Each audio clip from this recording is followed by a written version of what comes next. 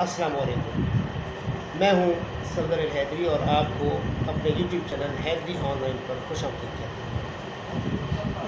आपने सुना होगा कि शायरी में दो बातें इस्तेमाल होती हैं, एक है आमद और एक है आवर्त।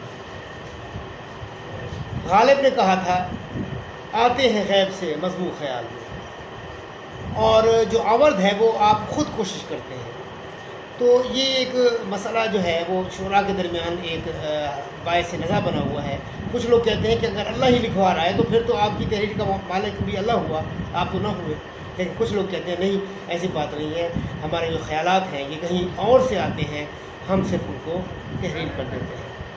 शुरा की बात तो आप छोड़ें, वो जाने, उनका काम जाने। मैं अपनी आपको बात बताऊँ, मैं कोई कॉलम लिखता हूँ, कोई तहरीर लिखता हूँ, अचानक मुझे ख्याल आता है कि ये तहरीर इस तरह लिखनी चाहिए, वो मैं लिखने लग जाता हूँ। फिर मैं उसको टुकड़ों में लिखता हूँ, एक निशिस्त में नहीं लिखता। फिर मैं सोचने लगता हूँ कि कैसे लिखूँ। फिर मैं सोच रहा होता हूँ तो अचानक कोई ख्याल आ जाता है, तो मुझे लगता है कि हाँ, इसका ये पहलू ज़रा अच्छा है। कहने का मकसद ये है कि जो चीज़ मुझे आमद होती है वो उस आवर्त से ज़्यादा अच्छी होती है जो मैं लिखता हूँ। तो मैं तो इस बात का कायल हूँ कि ये आमद होती है।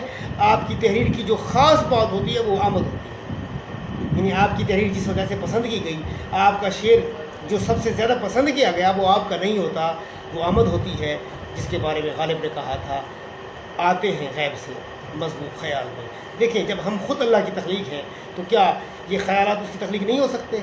क्या वो नहीं चाहता? वो ख़ुद हो सकता है पसंद करता हो कि इस मौजू पर लिखा जाए, और लिखने वाले जो हैं वो यूँ समझें कि वो कातिब हैं जो फितरत की बातों को लिख रहे हैं। तो आज के लिए इतना ही, मिलते हैं अगली किसी वीडियो में। इजाज़त दीजिए।